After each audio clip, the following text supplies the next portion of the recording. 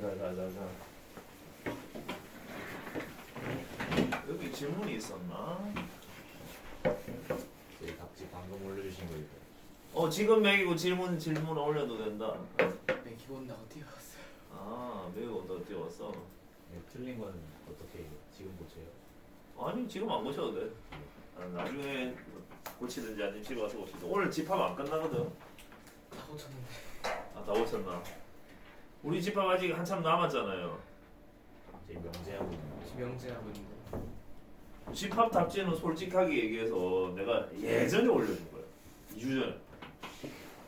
아니 거의 그건 오늘 올려줬어. 이거 매기고 싶어가지고. 그래. 그거 빨리 달라 그러지. 난 요즘 많이 까먹는 것 같아. 자, 내가 어디로 가냐면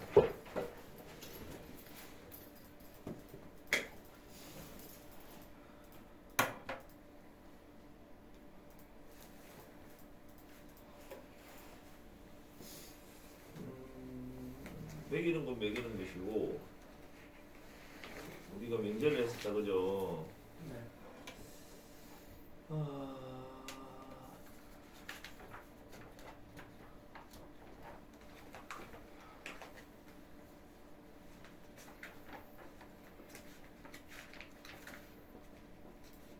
지금 명제해야 되는 시간입니까? 네. 맞네.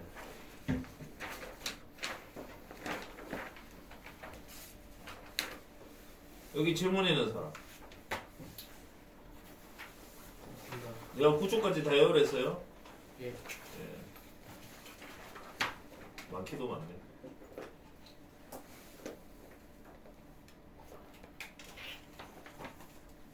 명제의 역과대우 해도 됩니까? 예. 네. 일단 한 바닥을 읽으세요.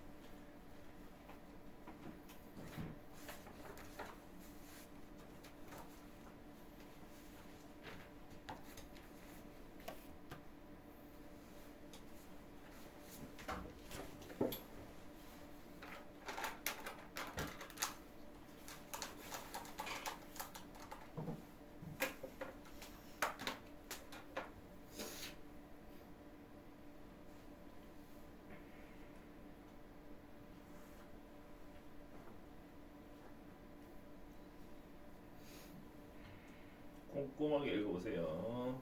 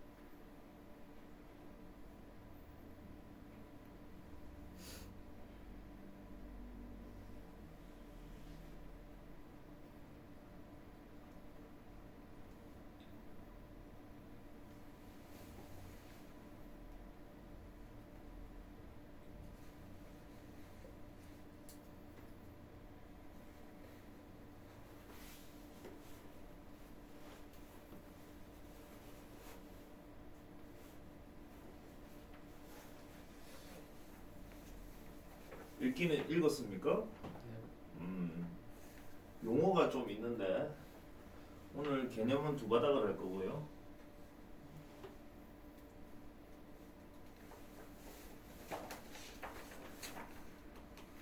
역, 배우, 역지사지 이런 말 들어봤어요? 네. 부산에도 가르치고 울산에도 가르치는 말이구나. 역지사지. 역이라는 게 바꾼다라는 뜻이지 않습니까? 네. P이면 Q이다 이렇게 읽는다 그랬죠? 네. 여기서 P는 화살표 왼쪽에 있으면은 가정이고 화살 맞는 쪽 오른쪽에 있으면은 결론이 됩니다. 가정 결론.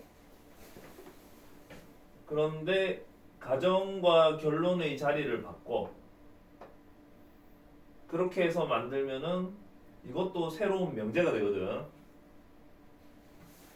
이랬을 적에 가정과 결론의 자리만 바꾸어서 만든 새로운 명제를 역 또는 역명제 이렇게 읽어요. 예를 들어 x는 1이면 x제곱은 1이다 이렇게 명제 만들 수 있지. 요거의 참거짓을 판단할 수 있기 때문에 명제가 된다 했습니다. 네. 저건 참이잖아. 네. 참인지 판단하는 방법은 가정의 진리집합하고 결론의 진리집합하고 포함관계가 이렇게 형성이 되면 그러면 참이 된다 그랬어요. 네. 그러면 역을 만들면은 이번에는 가정의 진리집합이 이렇게 바뀌고 그리고 결론은 이렇게 바뀔 테니까 진리집합이 이래 되므로 포함관계가 없지. 네. 그러면은 이 상황에서는 참인 명제를 역으로 고쳤더니 역명제로 고쳤더니 거짓이 된 거지. 네. 그럼 여기서 질문. 참인 명제를 역으로 고치면 언제나 거짓이 될까? 내가 이번에 함정 팠어요. 함정 팠어요. 그냥 같습니다. 가정이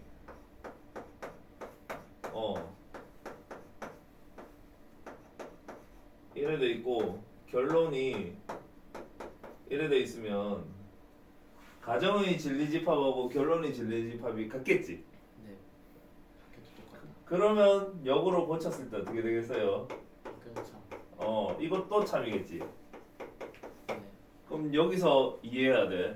원래 명제도 참이고 역도 참인 상황이 되려면 어떻게 돼야 되는 거야? 가정과 결론은 같은. 가정과 결론의 집합이 서로 같은 집합이 돼야 되는 거야, 그렇지? 네. 가정의 진리집합과 결론의 진리집합이 원소 하나 빠짐없이 서로 완전 똑같이 갖고 있어야 맞지? 네. 본래 명제랑 역명제도 서로 참이 되겠지. 그거까지 이해했다. 자, 계속 갑니다.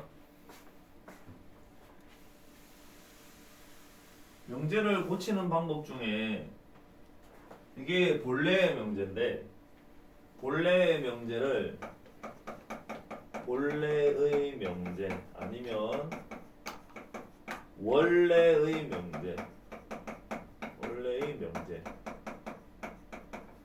처음의 명제 뭐 이런 식으로 불러주거든요. 원래의 명제, 처음의 명제를 대우로 고친다 이런 말이 있어. 네. 대우로 고친다. 혹은 대우 명제로 만든다. 평서문이 있는데 그거를 부정문을 만든다. 뭐 이런 거 있잖아요, 영어 할 때. 그것처럼 고치라고 하거든. 고칠 적에 어떻게 고치냐면은 가정하고 결론의 자리를 바꾼 것까지도 알겠지. 네. 거기까지만 했으면 여기잖아. 네. 거기까지만 했으면 여기인데 부정도 해야 돼. 자리를 바꾸면서 동시에 부정도 해야 돼. 그렇게 해서 만든 새로운 명제를 얘도 새로운 명제라는 이유는 참 거짓을 판단할 수 있기 때문입니다. 그러면은 이거는 x제곱이 1이 아니면 x는 1이 아니다 이렇게 되겠죠. 네. 예를 들어서 저렇게 하면 그러면은 x제곱이 1이 아니라는 것은 두 개가 아니라는 얘기야. x는 1하고 마이너스 1이 아닌 모든 수 이런 뜻이야. 집합이 진리 집합이 1하고 마이너스 1만 제외하고 모든 수 이런 뜻이에요. 그에 비해서 1이 아니다 이것은 1이 아닌 모든 수 이런 뜻이야.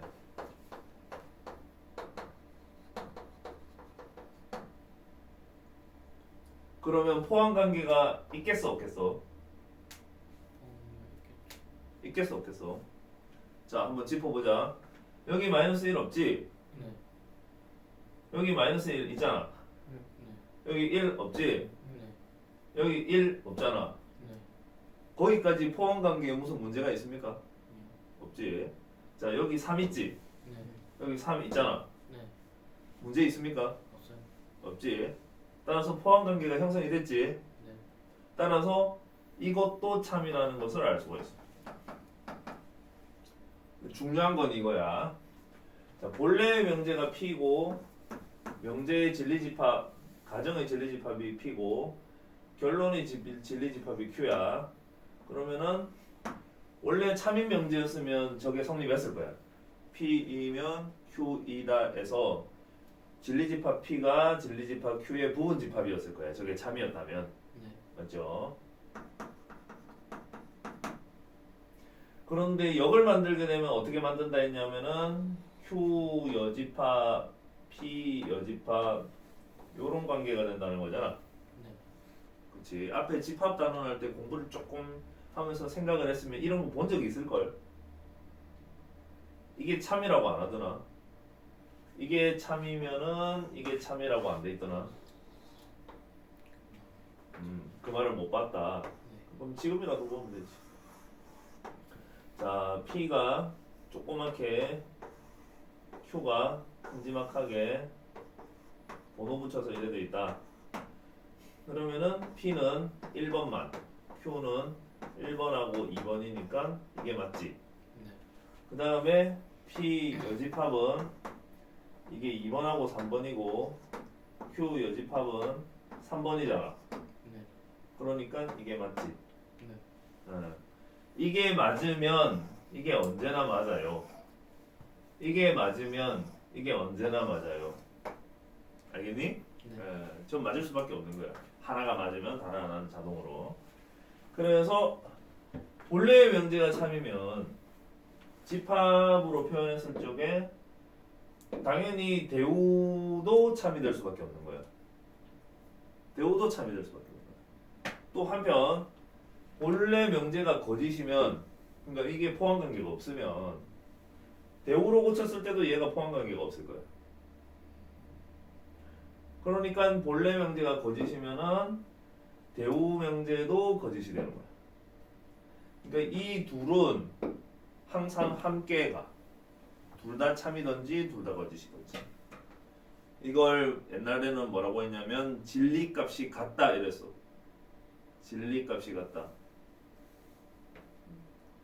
요즘은 안 쓰는 표현이야. 자, 안 쓰는 표현이니까 그 말은 몰라도 되고요. 그러면은 쌤이 문장을 하나 만들 텐데 역으로 만들고 대우로 만들고 그 각각이 참인지 거짓인지 판단하세요. 이런 말이 나와. 알겠니? 네. x는 1 또는 y는 1이면 이렇게 나와. x는 1 또는 y는 1이면 x 곱하기 y는 1이다. 이게 본 명제야. 이거를 고치세요. 역 만들고 대우 만들고 참이냐 거짓이냐 참 또는 거짓 판단을 하라 이런 얘기야. 실제로 그렇게 나오니까. 한번 판단해봐라. 내가 바로 알려줄게.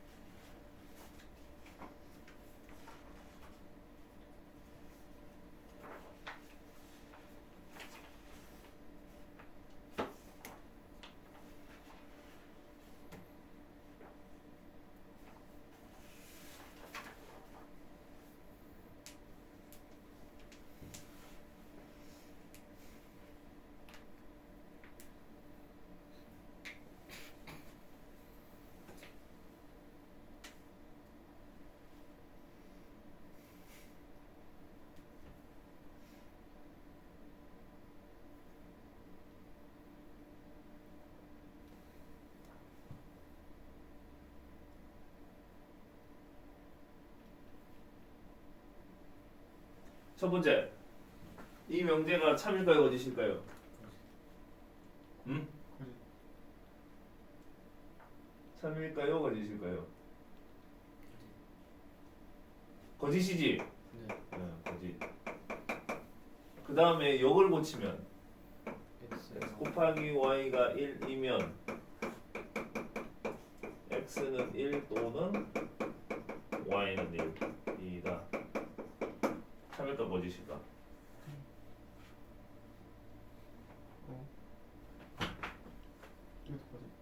거짓. 그러면 발레를 하나 들어야 될 텐데. 요게 거짓이라고 한다면 발레에 뭐가 있을까? X 마이너스 1 x가 마이너스 1, y도 마이너스 1이면 아니지, 그지? 그러니까 거짓인 거 알 수 있지. 그럼 대우를 만들자. 요거 대우를 만들면 x 곱하기 y가 1이 아니면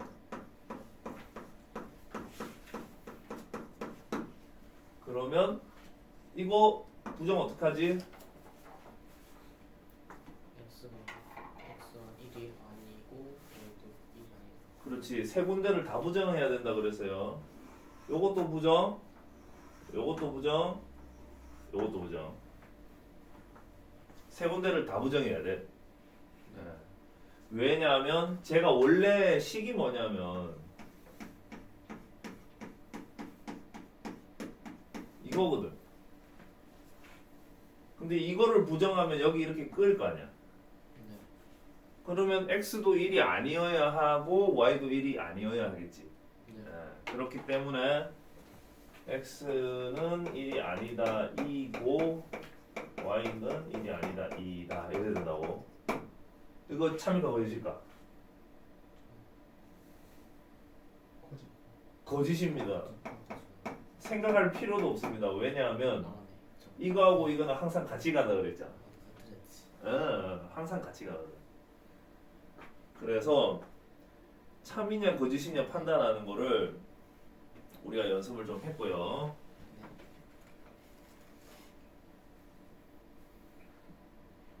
3단 논법만 설명하면 될 것 같은데. 3단 논법. 집합할 때 3단 논법이 있습니다. 그리고 국어 시간에 3단 논법이 있어. 국어 시간에 내가 배운 3단 논법은 모든 사람은 죽는다. 이거거든. 누구누구는 사람. 이도경은 사람이다. 그래서 누구누구도 정말 사람이다. 그러므로 이도경은 죽는다. 기분 나빠. 그런 날이 언젠가 오겠지만 내가 이 예를 들 때마다 기분이 나쁜 건 어쩔 수가 없죠. 이게 국어 시간에 배운 3단 논법이고 수학 시간에 집합단원에서 배운 3단 논법이 있는데 A가 B의 부분 집합이고 B가 C의 부분집합이면 A는 C의 부분집합이다. 이거 있잖아. 네. 그림으로 나타내면 A가 제일 쬐꼬맣고 B가 그보다 크고 C가 그보다 크다. 뭐 이런 그림. 이 그림이지. 네. 그 다음에 명제단원의 판단론법이 있는데 P이면 Q이다가 참이고 Q이면 R이다가 참이면 P이면 R이다도 참이다. 이렇게 되는 게 있거든. 네. 되었나? 네. 포함관계로 나타내면 이런 거지. 집합 P, 집합 Q 이고 집합 Q, 집합 R 이면 3이라는 건 포함된다는 거니까. 네. P는 R의 부분집합이다. 와닿지? 네. 집합이나 명제나 그래서 원래는 옛날부터 제목이 집합과 명제야. 옛날부터 이 수학 내용의 단원 제목이 아주 옛날부터 집합 단원 따로 있고 명제 단원 따로 가르치고 어쩔 수 없이 순서상 그렇게는 배우지만 원래 대단원 제목이 집합과 명제. 얘들이 얼마나 끈끈한 관계겠니? 보자, 여기 끈끈한 관계 누구 없네? 끈끈한 관계 있는 사람들 다 집에 놔두고 왔죠. 그지? 그런 것입니다. 아울러 몇 가지 더 언급할 게 있는데 P이면 Q이다가 참이잖아. 그러면 요거를 표현하는 방법이 요렇게 한글로 참 이렇게 하는 방법이 있고 참 하는 방법이 있고 기호로는 이렇게 두 줄을 긋는 방법도 있습니다. 두 줄을 그으면 같은 뜻이야. 아, 그냥 참이란 뜻이야. 또 하나 더 있어. 한 줄 긋고 여기다가 동그라미 치면 참이란 뜻이야. 조금 더 무슨 뜻이? 참이란 뜻이라고. 그냥 똑같은. 이게 세 개가 같은 뜻이야. 아, 알지? 네. 기호로 한글로 참이란 말을 안 쓰고 두 줄을 긋거나 아니면 한 줄 긋고 동그라미를 치거나 이렇게 하면은 참이란 뜻이야. 그 다음에 비슷하게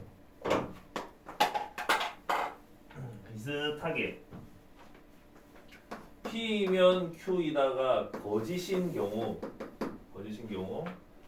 표현하는 방법이 이렇게 한글로 표현하는 방법도 있고 또 하나 방법이 뭐냐면 한 줄 긋고 이렇게 하면 틀렸다는 뜻이야. 이게 거짓이라는 뜻이야. 아마 여러분 문제 풀다 보면은 이런 기호나 이런 기호는 만나게 되지 않을까 싶어가지고 얘기하고요. 이런 기호는 잘 등장은 안 하는 것 같아. 알겠지? 네.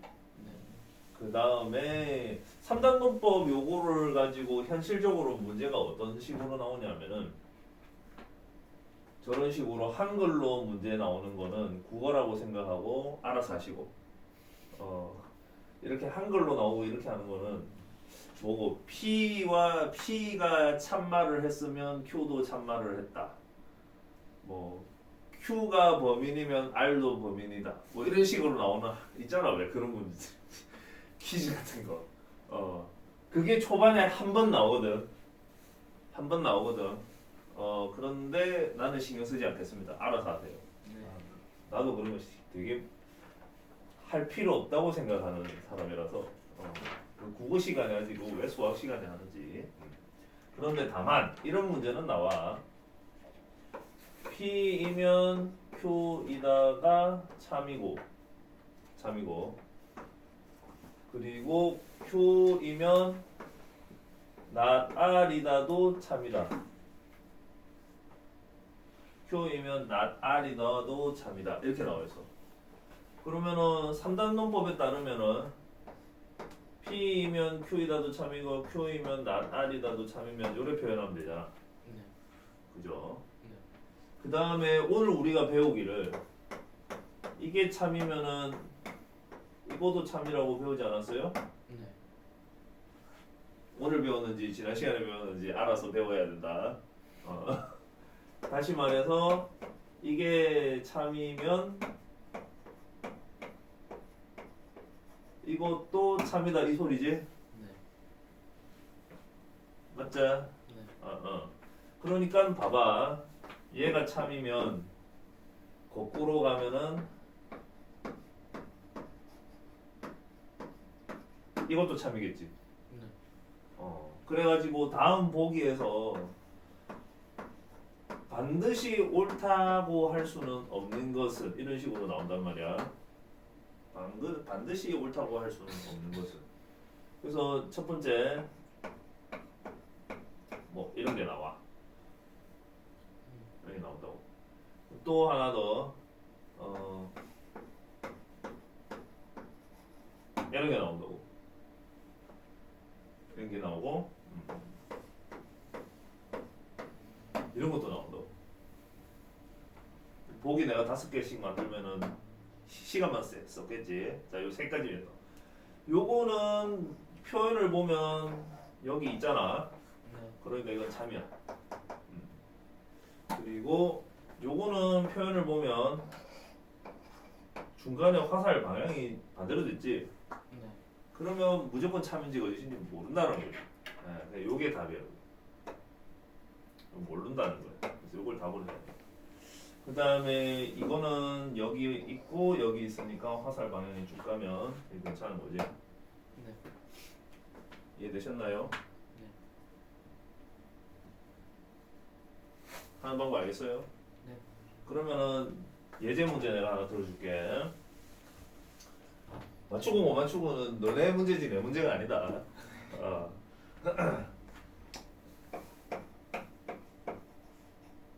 참.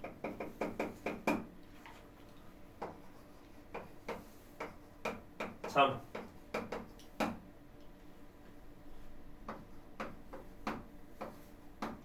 참.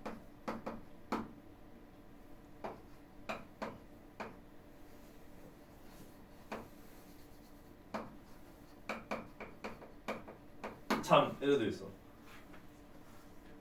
참. 다음 보기 중 반드시 참이라고 할 수는 없는 것은 뭐 이런 식으로 나와. 보기 1번.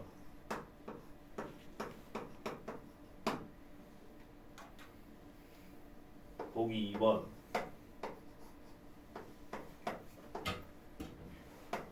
보기 3번. 보기 4번.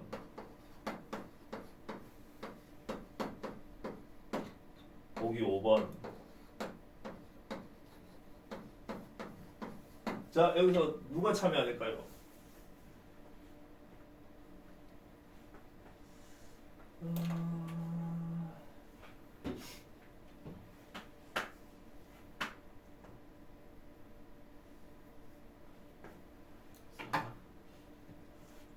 물어본다. 너는? 너는? 이제 생각할 시간 좀 있어요. 예. 너는? 저도 잘. 승민이는? 생각 중. 생각하세요. 저 4번이요.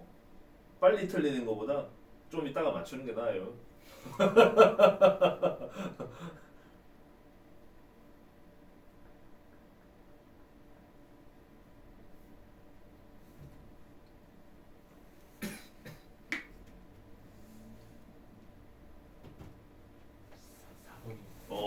너는? 이쯤 됐으면 아무 생각 없이 그냥 4번 찍어야 되는 거 아니니? 맞지? 그렇잖아. 옆에 얘가? 옆에 얘가? 쟤도? 이러면 저도 이렇게 해야지. 4번이 답입니다. 왜 4번이 답인지는 잘 모르겠는 사람. 설명 생략. 4번이 답 맞습니다. 자, 이렇게 해서 문제로 조금 가보겠습니다. 좀 전에 설명한 거하고 조금 차이가 있지. 문제가 좀 어려워 보이네.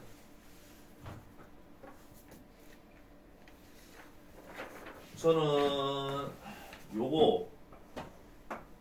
요거부터 정확하게 풀어야 되는데 이거 해를 구하면은 8에서 이거 마이너스 4, 4 이래 나옵니다. 그죠? 네. 그 다음에 이게 자연수 K라고 했기 때문에 이거 인수분해하면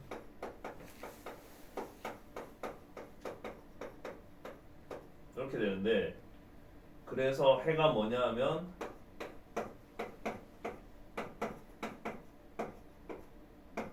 이래 됩니다. 그죠? 네.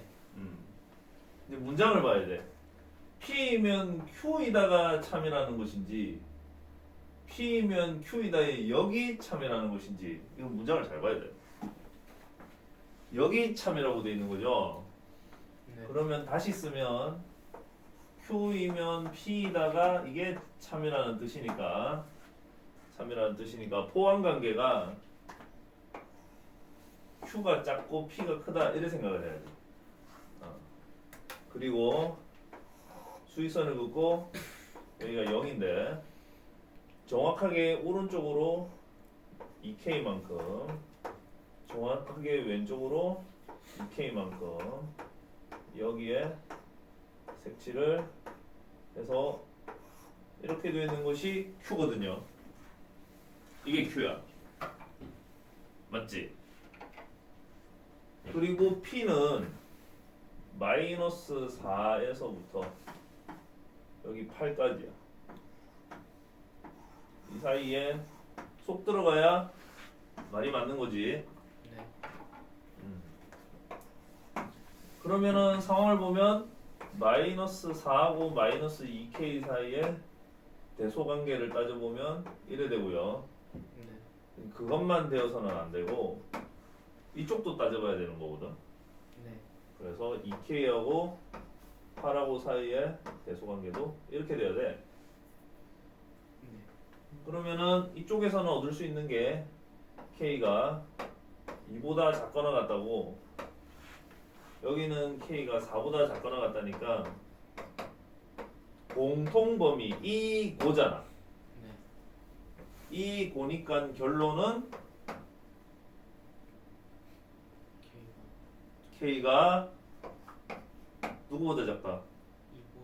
2보다 2보다 작다가 되겠지. 그렇게 판단하면 됩니다. 따라서 K의 최대의 값은 2.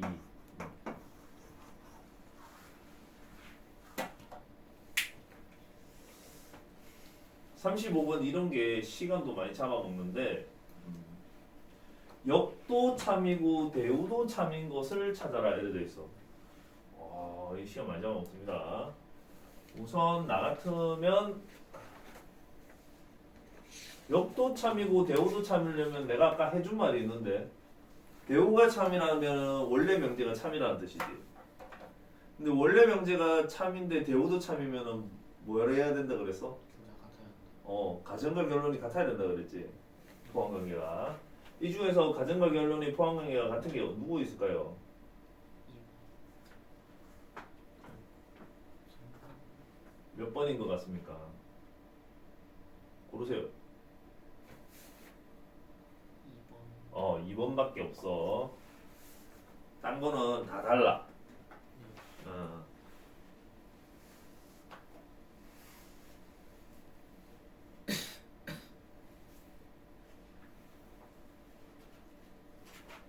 41번.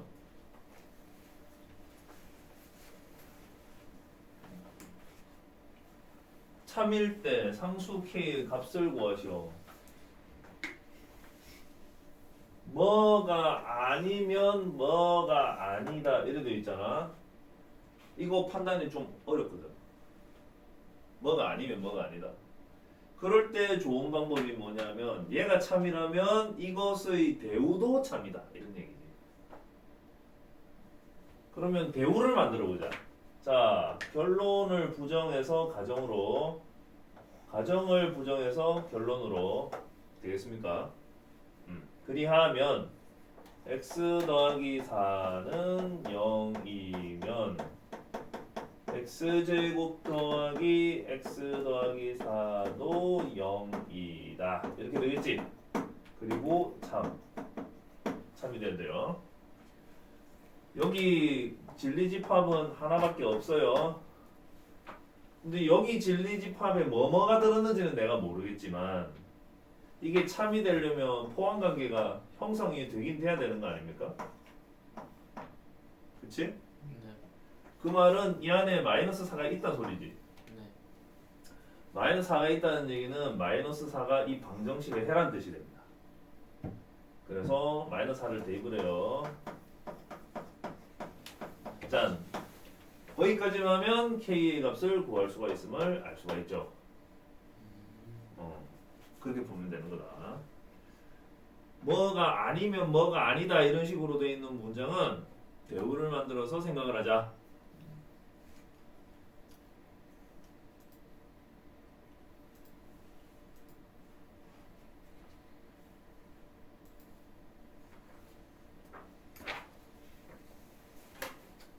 (52번) 너네들 물어보자. 이게 두 줄 그어져 있으니까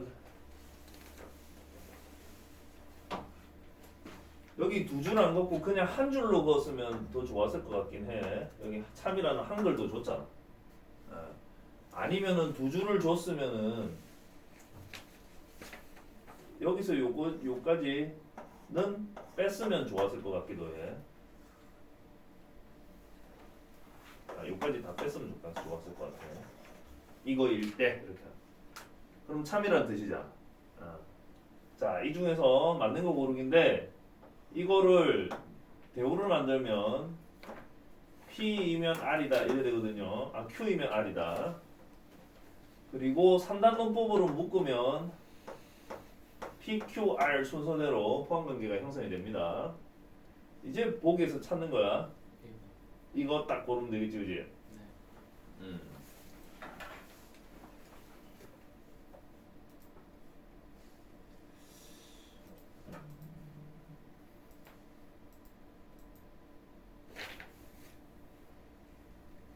다 했어요. 이 정도면 다 했고 와. 조금 쉬는 시간 필요한 사람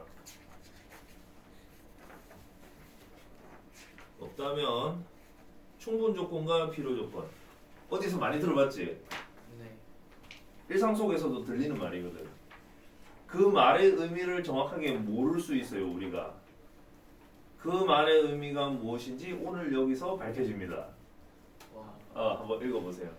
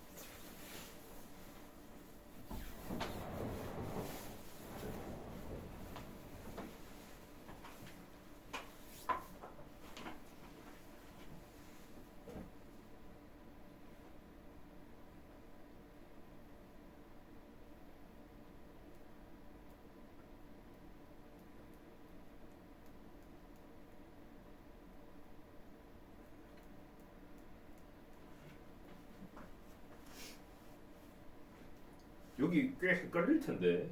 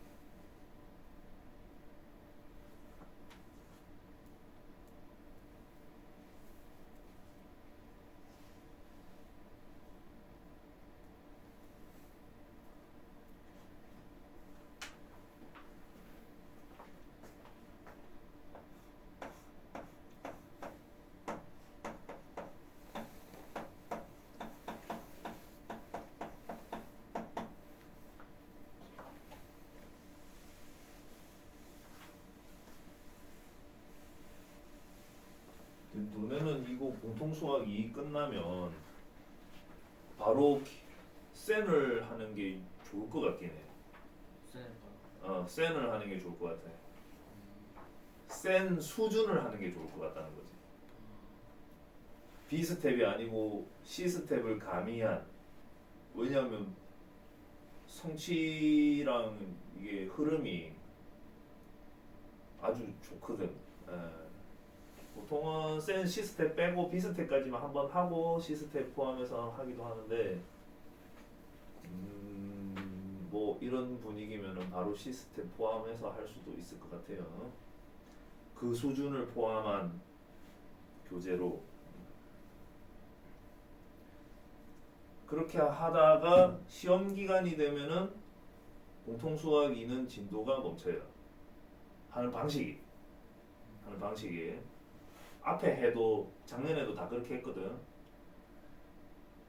2학기 때는 대수랑 공통수학 2를 그런 식으로 하고 1학기 때는 공통수학 1이랑 2를 그런 식으로 한단 말이야. 1학기 때 1등급 받던 애가 2학기 올라가면 못 받는 경우도 많아. 그게 이유가 정확하게 말하면 이래. 여러분들 공통수학 1을 시작했던 시점이 언제예요? 맨 처음에 1 언제쯤이야? 중학교 3학년 언제쯤? 몇 월? 언제 기억나는데?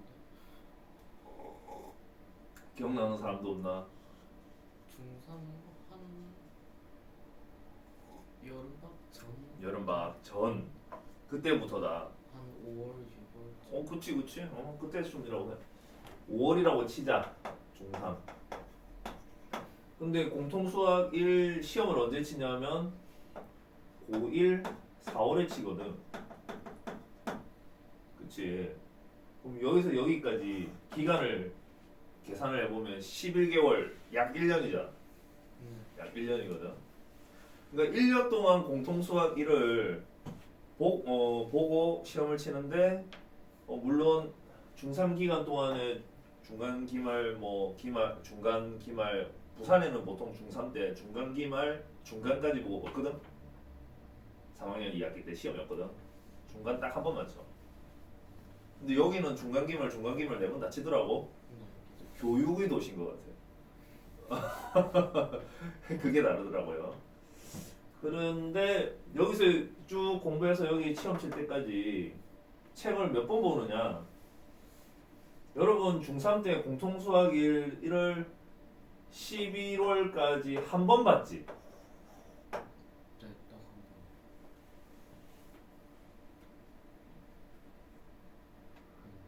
나는 보통 2개월 과정으로 돌리기 때문에 저 정도 기간이었으면 3번 봤을 거야. 만약에 내가 돌렸으면 3번 돌렸을 텐데 한 번 반 봤어. 한 번 반 봤어. 대신에 너네는 이제 턴은 3턴이 아니더라도 아마 진득하게만 차근차근 이렇게 했을 거야. 내가 보니까 그렇더라고. 나는 스타일이 그러지가 않거든. 빨리빨리 굴리는 거야. 저희 반은 센 시스템 바로 돌려. 그래? 네, 강력했네. 바로 돌려. 그러면 지금 이 교재는 너한테는 쉬울 것 같은데? 그거 이거요? 아니 공통수학 1 이거는 뭐 이거 불만 선생님이 따로 주시고 추가하면 불만하다. 추가된 걸로 불만하다. 추가된 게 보통 어려운 게 아닌데. 그 누룽지 색깔 있잖아. 네. 그거. 학습지. 네. 승민아 누룽지 색깔 학습지. 그거 시스템은 저기 깔아 뭉갤 정도의 난이도인데. 아무튼간에 여기가 한 1.5바퀴를 봤다. 그 다음에 여기서부터 이제 숫자를 기산을 해도 원래 11월 초에 시작하면은 12월 말까지 한 번을 보게 돼 있거든. 계산상. 근데 여러분들이 계산상 11월 말에 시작을 했단 말이야. 중학교 기말 시험이 있어가지고. 네. 그러니까 11월 말에 시작했으니까 사실상 11월까지 다 잡아먹고 1.5바퀴를 본 거고, 그 다음에 나는 원래 이제 11월에서 12월까지 한 번 보고 1월에서 2월까지 한 번 보고 이렇게 해서 그 기간이 2턴이거든. 2턴인데 두 달씩 해서 그래서 11월, 12월 한 턴, 1월, 2월 한 턴, 3월에서 4월까지 한 턴인데 여기서 한 번 보고 여기서 한 번 보고 여기서는 두 번 보거든. 이게 왜 두 번이냐면은 처음부터 끝까지 보는 게 아니잖아. 계약하고 나서 보는 거. 4월에 중간 시험 볼 때까지 중간 시험 범위만 보잖아. 그러니까 그 안에서만 보는 거니까 여기가 최소 두 번이라는 거지. 세 턴일 수도 있고 네 턴일 수도 있어. 여기가 개인차가 있어. 여기 뭐 고증 헤드까지 갈 수도 있고 블랙라벨까지 갈 수도 있고 뭐 절대 등급까지 갈 수도 있고 1등급 수학까지 갈 수도 있고 뭐 하이프까지 갈 수도 있고 그건 몰라. 그건 개인차야. 개인차야. 개인차인데 그러면은 계산해 보면 1년 동안 공통 수학 1 여기 시험 칠 때까지 최소한 몇 번을 보느냐 하면 5번을 본다는 거거든. 네. 최소한. 그에 비해서 이제 공통 수학가 어떤 2가 어떤 수준이냐면은 계약하고 작년 같은 경우에 현대구가 9월 26일인가 시험을 쳤어. 9월 중순에 시험 쳤어. 방학이 8월 말쯤에 끝나고 한 달 뒤에 시험 치더라고. 방학고는 그로부터 다시 또 한 달 뒤에 10월 말쯤에 또 시험 치더라고. 그런데 신기한 건 2학기 기말 시험 칠 때는 방학고랑 현대가 같은 날에 치더라고. 그러니까 현대고가 기준으로 하면 현대고를 기준으로 하면 고1 2학기 9월 만약에 말이야 이 기간에 전혀 공통수학 2를 진행을 안 한다 그래 생각하면 그러니까 1학기 중에 공통수학 2를 전혀 안 한다 1학년 1학기 기말시험 칠 때까지 1학기 동안에 공통수학 2를 전혀 안 한다 그걸 전제로 깔면 요 앞에 3월하고 2월하고 1월하고 요때 이제 공통 수학을 일을 한 번이나 두 번 보겠지, 그지? 네. 그리고 기말 시험이 완전히 끝나는 게 이게 7월이었던 것 같거든. 네. 그러면 7월 한 2주 정도 되었었는데 9월까지 이게 한 두 달 정도 돼요. 이 두 달 기간에 두 번 정도 본단 말이지. 한 번. 처음부터 끝까지 한 번, 그리고 중간 시험 범위만 한 번. 이런 식으로. 두 번 본단 말이야. 중간 시험 범위를. 그러면은 여기서부터 여기 날짜 계산이랑 시간 계산을 하면은 통틀어 가지고 한 5개월이고 반복 횟수가 3번 정도 돼. 중간 공통 수학 1 공부 시작해서 첫 시험 칠 때까지 기간이랑 반복 횟수 공부량, 공통 수학 2 처음 시작해서 중간고사 볼 때까지 기간이랑 공부량 비교하면 반보다 조금 더 되거나 반 정도거나 그렇게 돼. 시험 성적이 더 잘 나오기는 어려워. 구조가 그래. 그렇기 때문에 여기에 1학기 기간 동안에 공통수학이를 원래 병행을 하는 거거든. 네. 힘이 들어도. 그러면은 여기에 3월, 4월, 5월, 6월 있는데 그러면 여기서 공통수학이 3, 4, 5 중에서 한 번, 5, 6, 7 중에서 한 번 이렇게 해서 시험 기간에 약간 조정 기간을 갖더라도 두 번 정도를 더 볼 수가 있는 거야. 그래 하면은 여기서 공부한 기간, 횟수, 양 합산을 하면 공통수학 1이랑 비슷해지는 거지. 예. 그렇게 했더니 걔네들이 1학기 때 2등급 받았던 애도 2학기 올라와서 1등급을 받더라고. 나는 거기서 무슨 데이터를 얻었냐면은 얘들이 1학기 때보다 공부를 더 많이 했냐? 아니야. 공통수학 1만큼 했던지 아니면 1보다 조금 적게 했던지 그 수준이야. 그런데 성적은 더 잘 나왔다. 이거는 뭘 말하느냐? 상대평가라서 그래. 이걸 조금 더 정확하게 얘기하면은 1학기 이 기간에 얘네들 경쟁 구도에 있었던 그 학교에 220명 내 있잖아. 220명 안에 1등급 컷이 222명이니까 네. 22명 속에 1등급을 받았던 애들 중에서 이 기간에 공통수학 일을 안 했던 애들이 몇 명이라도 있었던 거야. 걔네들이 2학기 올라가서 밀려난 거야. 내가 보기에는 상대 평가니까 공부를 그만큼 적게 했으니까. 1학기 기말 시험 7월 2주 3주째 치고 9월 3주째 시험을 치면 2달 만인데 그 기간에 지가 무슨 재주로 공통수학 일을 그렇게까지 많이 볼 수 있겠어? 무슨 재주로? 그러니까 그것이 그냥 계산만 해봐도 그냥 빤히 보이는 거야, 그지? 계산만 해봐도 시간 계산, 공부 양 계산해봐도. 실제로 요때 시험 쳤던 애들은 작년에 블랙라벨도 하고 고쟁이도 하고 다 하고 시험을 쳤거든. 네. 근데 이때 시험 칠 때는 애들 블랙라벨 못했어요. 시간이 없어가지고 고쟁이까지만 했어. 그런데 오히려 성적은 더 잘 나와. 이게 고등학교 내신이 상대평가라서 그래. 상대평가라서 그렇고.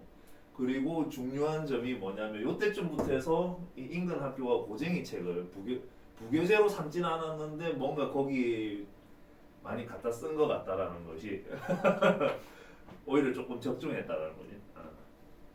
블랙라벨 안 본 게 오히려 시간을 아꼈다 이런 생각인 거지. 안 본 게 시간을 아꼈다. 막 그런 이야기도 좀 해주면서 구상이 이렇습니다. 1등급을 노리는 사람은 어쩔 수 없다. 여기 가야 돼. 계획이 그래. 공통수학 1을 여기 한번 여기 한번 시험 기간에는 조정 기간을 갖더라도 그 시간도 원래 공통수학 2시간을 쉬더라도 공통수학 1 시험 대비 시간으로 쓰는 거지. 거기에 뭐 다른 과목 시간표 잡아놓고 이러면 그걸 다시 또 되돌리기는 어려워. 내가 여기서 그런 경험이 몇 번 있었어.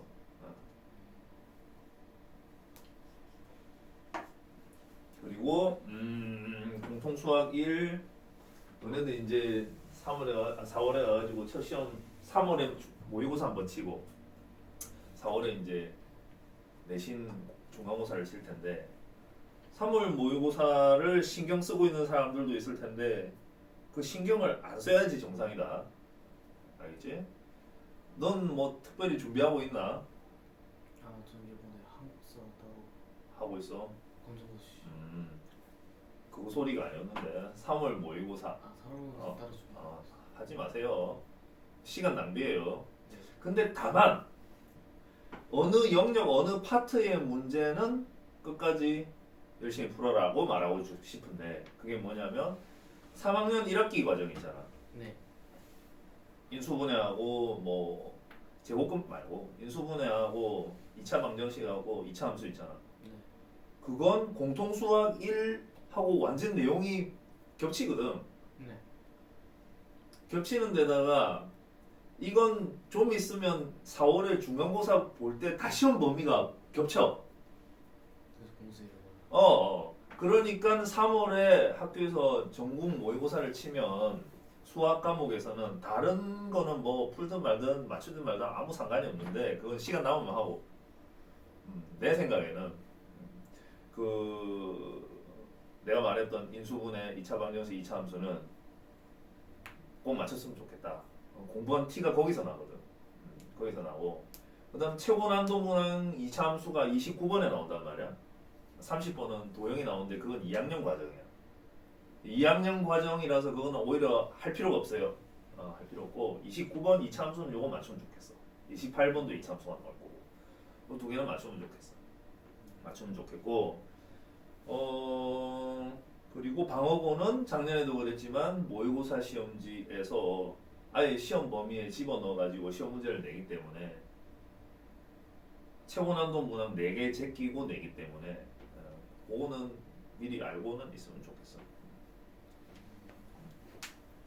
3월은 중학교 범위니까 반영 안 하고 4월 것만 반영하겠다. 이럴 수도 있지만 자 충분 조건 필요 조건.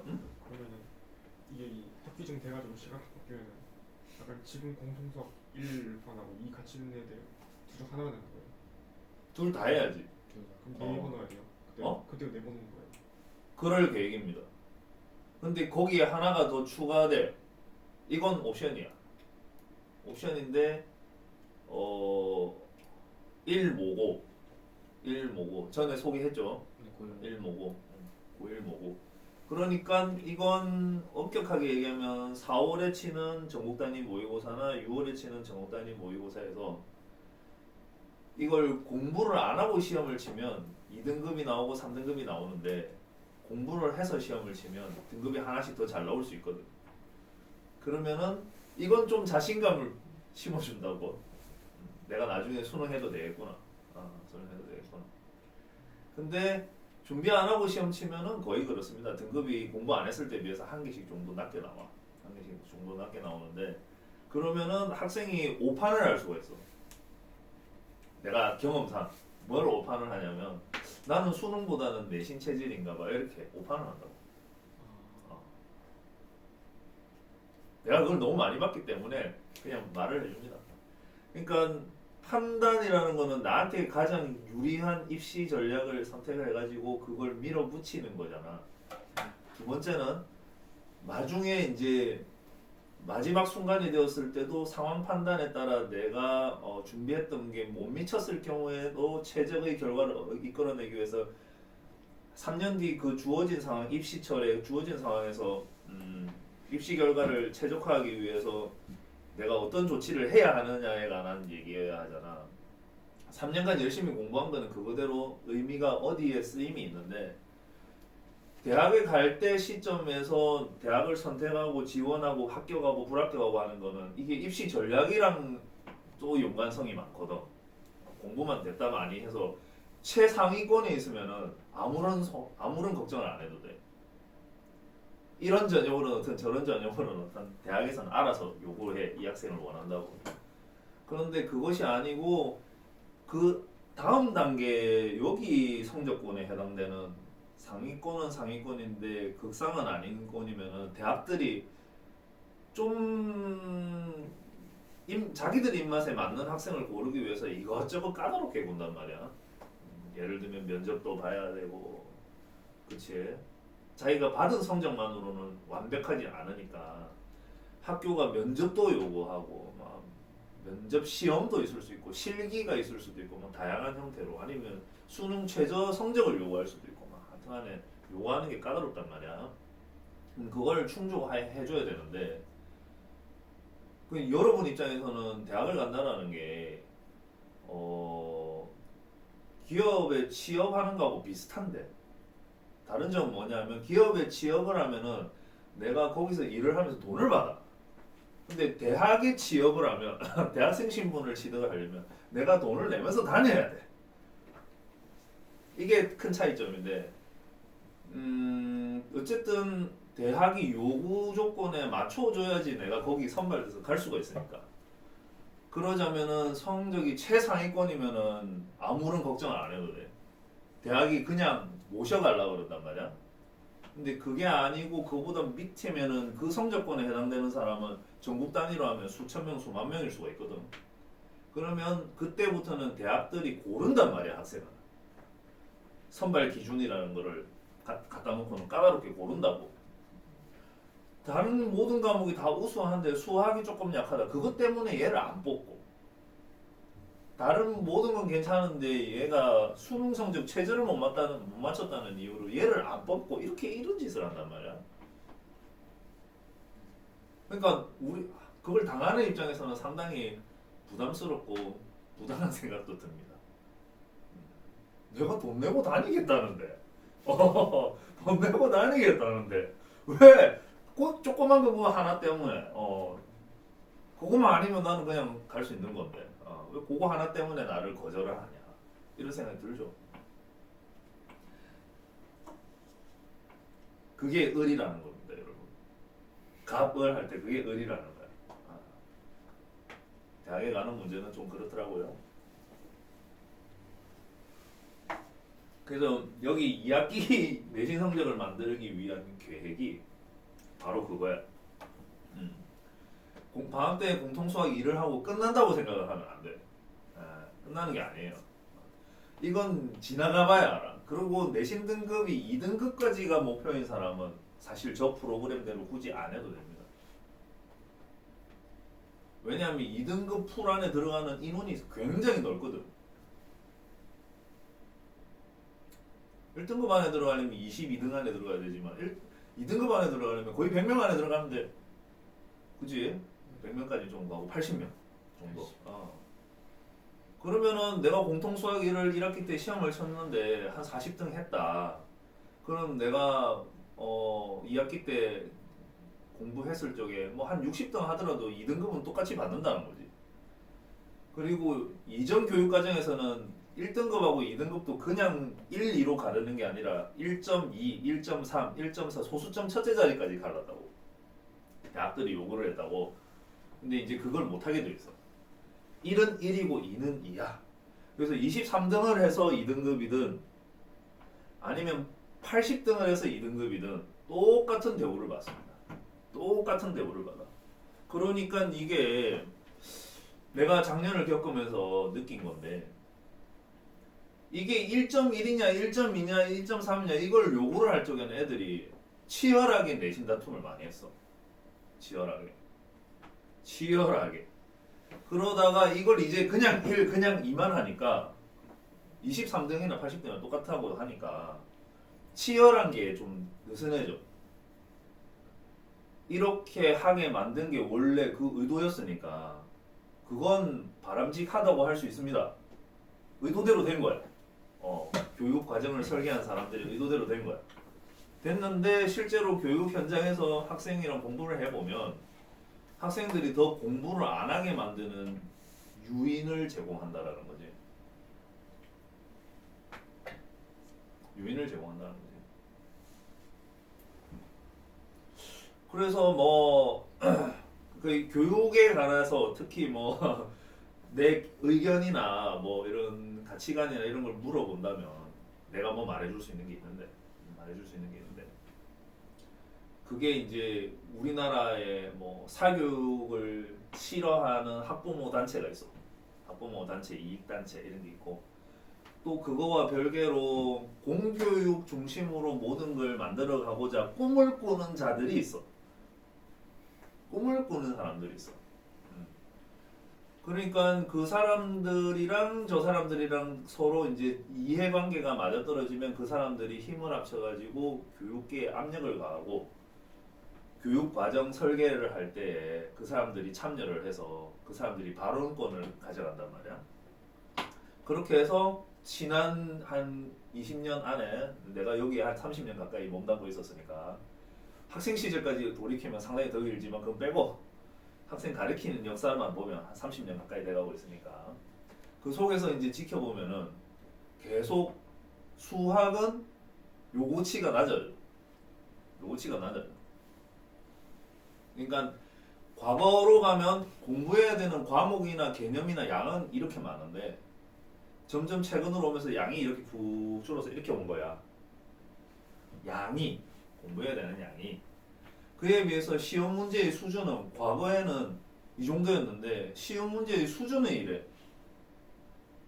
그러니까 범위를 좁히면서 양을 줄이면서 시험 문제의 수준은 높여온 과정이었어. 그럼 내가 알 수밖에 없는 게 20년 전 시험지를 뽑아서 지금 최근 시험지를 뽑아서 대조를 해보면 언어부터가 달라. 이게 굉장히 어려워. 이게 최근 게 굉장히 어려워. 그러니까 무슨 말이냐면 사교육을 싫어하고 공교육 중심으로 가져가려는 사람들이 입김이 작용을 해서 양을 줄여가는 거는 그 사람들이 성공한 게 맞는데 실제로 이 교육과정을 설계하는데 힘 있는 결정권자들은 시험 문제는 어렵게 만들어 왔다는 거야. 그래 너네 말 들어줄게 하면서 들어주는 척 하면서 시험 문제는 어렵게 만들어 왔다는 거야. 이게 내 의견이고 내가 바라보는 내가 관찰한 결과고 그러면은 이거 어떻게 해야 되느냐 내 의견을 물으면 양은 조금 늘리고 내가 필요로 하다고 생각하는 분야가 있거든. 그러면 그 분야는 다시 추가를 하고 시험 문제 수준은 낮춰야 된다고 생각을 해. 그게 내 의견이야. 시험 문제가 너무 어려운 거는 읽어도 무슨 말인지 몰라요.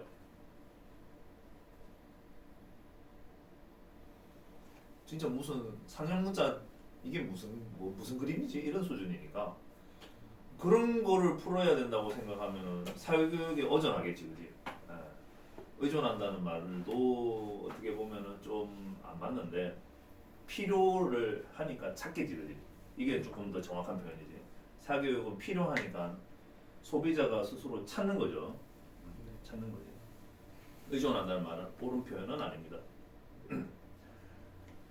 그래서 공부해야 되는 양은 조금 늘리고 내가 필요하다고 생각하는 분야가 있으니까. 그런데 방향이 그렇지 않아. 너네들 미적분 2가 수능 과목에서 빠졌거든. 그러면 그 어려운 과목이 빠졌단 말이야. 그러면은 수능 시험지가 쉬워질 거냐라고 물으면 이제 그건 대답이 좀 어려워. 그래가지고 예시문항이라고 해가지고 작년에 평가원에서 2028년 예시문항을 미리 제시해 놓은 시험지가 있어요. 그래가지고 그거를 지금 교육과정에서 미적분까지 배우고 이러한 애들한테 딱 풀리면은 걔네들이 쉬워하더라고. 미적분까지 다 공부한 애들을 이걸 풀리면 이거 쉽다고 하더라고. 무슨 문제가 쉽냐면 미적분 1이 쉽다라는 거야. 미적분까지 공부한 애들이 풀려보니까 미적분 1이 쉽다라는 거야. 근데 얘네들한테 확통 문제를 풀려보니까 얘들이 확통을 못 풀더라고. 확통이 선택 과목에서 필수 과목으로 들어가거든. 대신에 확통의 난이도가 올라갔다라는 얘기가 됩니다. 원래 객관식 체제에서 21번까지 객관식하고 22번부터 단답형으로 시험 형식, 양식이 과거형으로 다시 돌아갔는데요. 21번이 원래 객관식 최고 난이도 문제거든. 근데 그 21번이 확통 문제가 들어가 있더라고. 확통 문제 길이가 길더라고. 그래서 걔네들한테 풀려보니까 이 못 풀더라고. 무슨 말인지도 몰라. 그러니까 미적분 2가 빠지면서 미적분 1까지만 출제 범위가 되니까 미적분 훈련이 된 애들이 미적분 1 문제는 잘 풀던데 상대적으로 선택 과목에서 필수 과목으로 전환된 확통 문제를 풀려보니까 얘들은 확통 문제를 못 풀더라는 거야. 그래서 여러 가지를 내가 최근에 내 테스트를 해봤거든. 애들 상대로 이런 문제도 넣어보고 저런 문제도 넣어보고 하니까 내 나름대로 감을 잡으려고. 나만 감을 잡고 있으면 안 되잖아. 내 혼자 그냥 이런 것이 아닐까 하고 생각하면 안 되잖아. 그러니까 중2한테도 풀려보고 중3한테도 풀려보고 이렇게 섞어 넣어가지고 풀려보니까 그런 걸 발견하게 되더라. 뭐 이 정도로 요약하겠습니다.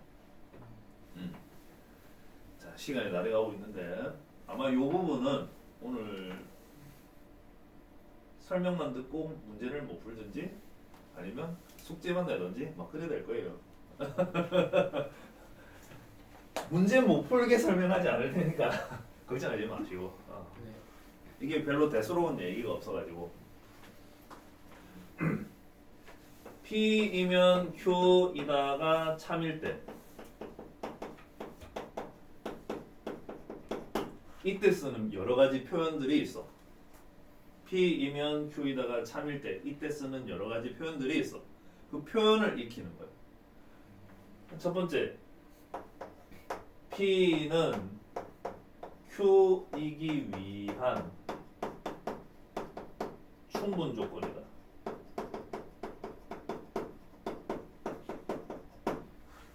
이런 표현을 씁니다. P는 Q이기 위한 충분 조건이다. 이런 표현을 씁니다. 참일 때만. 참일 때만. 참이라는 얘기는 포함관계가 이래도 있다는 얘기죠. 그때만. P는 Q이기 위한 충분 조건이다. 이런 말을 쓰고요. 이 어순을 바꿔가지고 뭐뭐이기 위한이 앞으로 와가지고 Q이기 위한 P가 뒤로 와가지고 P는 충분 조건이다. 이런 표현도 가능합니다. 사실 위에 문장이랑 밑에 문장은 비슷한 거지. 네. for Q 이거 앞으로 옮기든 중간에 넣든 뭐 의미는 별로 달라지는 게 없는 거지. 그런 거지. 그다음 세 번째 이건 이제 표현이 달라지는 건데 P하고 Q하고 주어랑 목적어의 그 지위를 서로 바꾸는 거야. Q는 P이기 위한 필요 조건이다. 이런 표현을 씁니다. 마찬가지로 여기 이 자리하고 이거는 서로 자리가 바꾸는 게 가능하겠죠. P이기 위한 Q는 필요 조건이다. 자, 그러면 크게 보면은 이렇게 두 가지로 나눌 수가 있어. 맞지? 어순 살짝 바꾸는 거는 별로 큰 차이가 없는데 소수로 쪽에 충분 조건이라고 되어 있는 거랑 필요 조건이라고 되어 있는 건 큰 차이잖아. 네. 그래서 저거를 그대로 외워야 돼. 그대로 외워야 되는데 외우는 방법이 내 혼자 어렸을 때 내가 만든 방법이 있는데 여러분들은 안 따라해도 돼요. 네. 드러나 보시고 이게 작아 이게 커 그러면은 화살은 이사를 간다고 생각하는 거예요. 작은 집에서 큰 집으로 이사를 간다 생각하는 거예요. 화살표가 이사를 간다 생각하는 거예요. 그러면은 작은 집에서 살다가 쓰던 물건이 있을 거 아니야? 그리고 이사를 가는 거지. 네. 작은 집에서 갖고 있던 물건을 이사 가면서 다 가져가도 충분해. 공간이 충분해. 쪼매난 집에서 쓰던 물건들이 있어. 쪼매난 집에서 쓰던 물건들이 있어. 뭐 이런 것도 있고 이런 것도 있고. 큰 집으로 이사 갔어? 그럼 공간이 충분해. 이런 느낌으로다가. 그래서 주어는 뭐라고 생각하냐면 집이라고 생각하는 거지. 이전에 살던 집이라고 생각을 하고 목적어 쪽에 있는 거는 이사가는 집이라고 생각하는 거야. 그러면 이번에는 Q가 크잖아 이거. 네. 큰 집에서 쓰던 물건들이 있어. 큰 집에서 쓰던 물건들. 이렇게 다 쓰던 물건들이 있는데 필요 없는 것 같아요. 작은 집으로 이사를 가는 거야.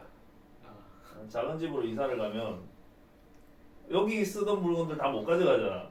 네. 그러니까 필요해. 공간이 더 필요해. 아,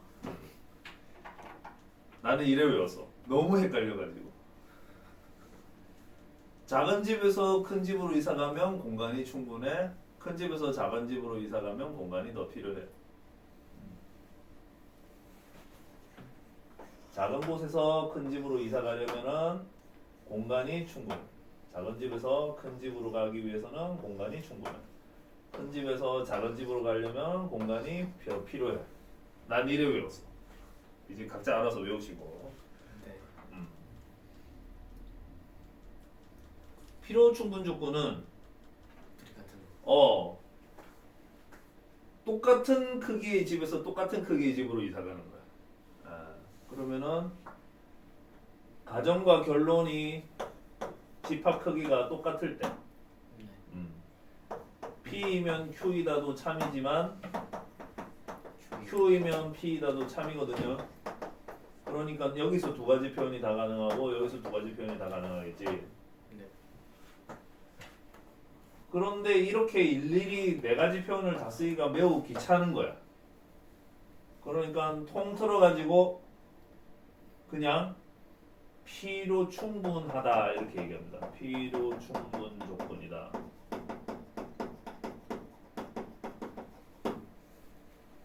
이거는 헷갈린 적이 한 번도 없어. 느낌이 오겠지만 여기가 헷갈려.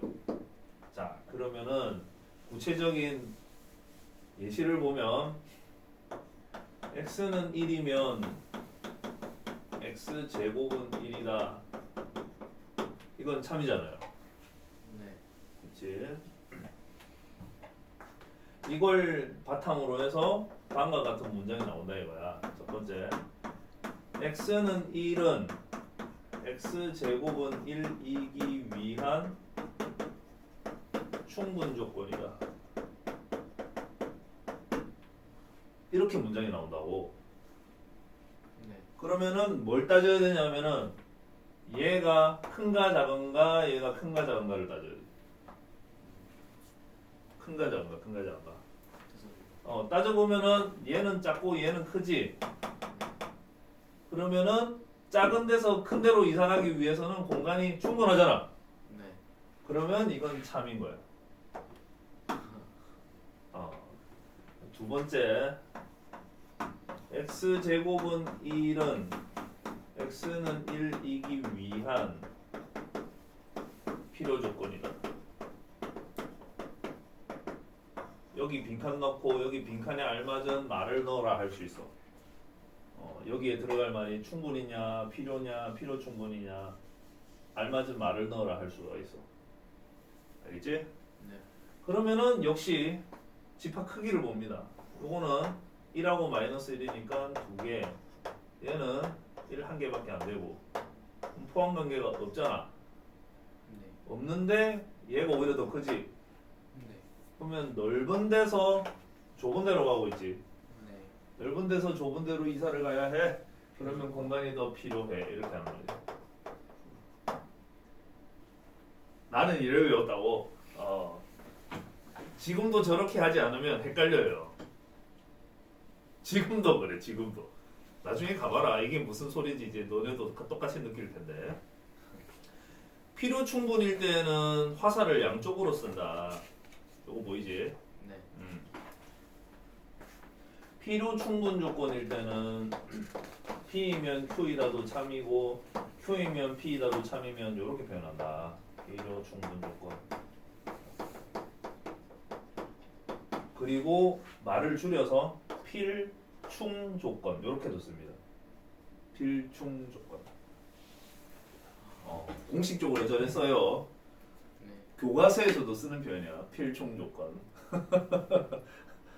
지도 얼마나 쓰기 싫었겠노. 필충 조건.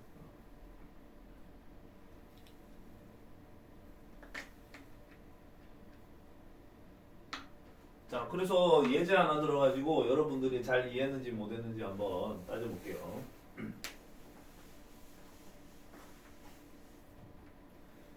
x 더하기 y가 x, y는 실수. x 더하기 y가 유리수. 이게 p. q는 x 곱하기 y가 유리수.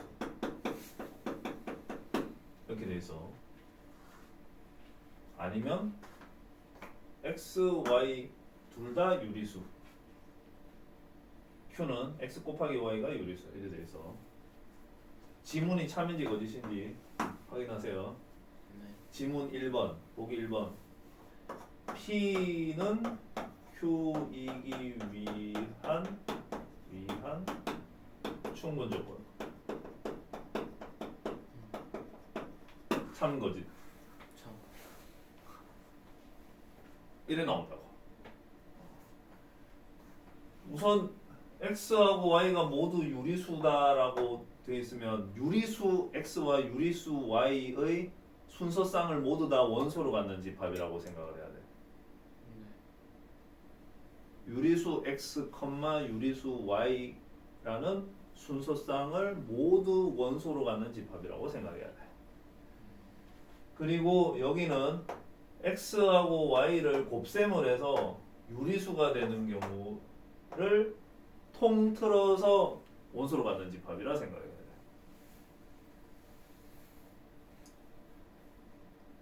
그러면 포함 관계가 이게 있느냐 이 말인데 있을까 없을까? 있어요. 있다고. 루트 2 루트 2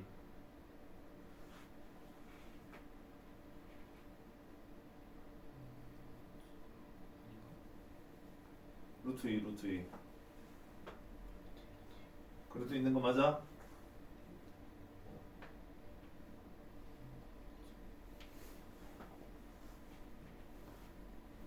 있는 거 맞아? 맞아. 있는 거 맞지? 이거 깜짝. 이거 분석을 해보면 첫 번째 x와 y가 모두 유리수이면 당연히 곱해서 유리수 되겠지. 네. 그러니까 P 안에 있는 원소들은 전부 다 Q 안에 있겠지. 네. 이렇게 따져봐야 돼. 그러면은 반대로 요거는 맞으니까 그러면 맞다고 표현을 했네. 그러면 반대로 요거는 되는 거야 안 되는 거야?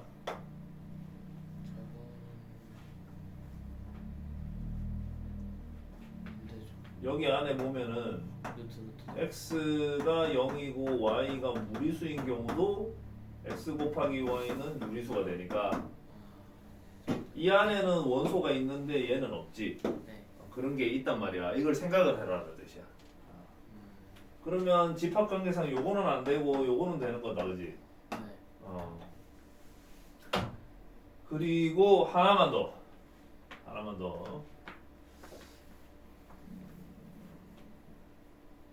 잘 나오는 게 이런 거죠.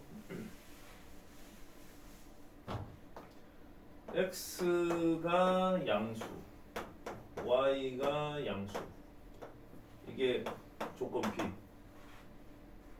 그러면 양수, 양수인 x, y 순서상을 모두 다 원소로 갖는 집합이야. 그리고 여기에 쉼표는 이고야, 이고. 쉼표가 여기서는 또는이 아니고 이고입니다. 아시겠죠? 네. 이거 마지막으로 해야 되겠네. 그 다음에 q는 x 곱하기 y가 0보다 크다야. 여기 단서 조항 x, y는 실수.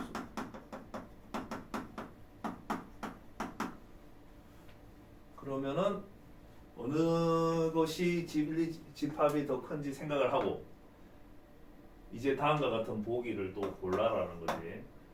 Q이기 위한 줄여서 이기 원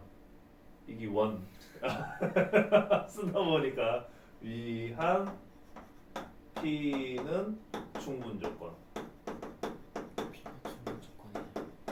자, 연결됐어. 참여가 어디실까? 참. 참손. 참. 문치 작전이네. 이래가 대학 가겠나? 나도 참이라고 생각하는데요. 내비도 좋다. 판단은 이렇게 해야지. 먼저 이게 어순이 도치가 돼 있는 거를 P는 Q이기 위한 이렇게 읽어주면 좋겠고, 그다음 P 진리집합을 보면 좌표 평면을 그렸을 적에 어디에 존재하는 점들이냐면 여기 존재하는 점들이지. 네. 맞잖아. 근데 Q 이걸 만족하는 점들은 여기도 있고 여기도 있잖아. 네. 그러니까 포함 관계가 이게 확실하다는 걸 느낄 수 있겠지. 네. 그런 다음에 작은 데서 큰 데로 가려면 공간이 충분해 이렇게 읽는다고 네. 하는 방법이 할 수 있겠습니까? 네. 네, 오늘 여기까지고요. 네. 우리가 다음 시간이 금요일이기 때문에 이 숙제를 안 낼 수가 없어요. 일단 하고 오시고 질문 사진 올리면 쌤이 풀이하고 설명한 다음에 뒤에 보면 명제 조그마한 내용이 하나 더 있어요. 24초까지. 그렇죠. 24초까지 하시면 되겠습니다. 왜 문제는 안 풀어주고 그렇게 하냐? 따지지 마세요. 까라면 까.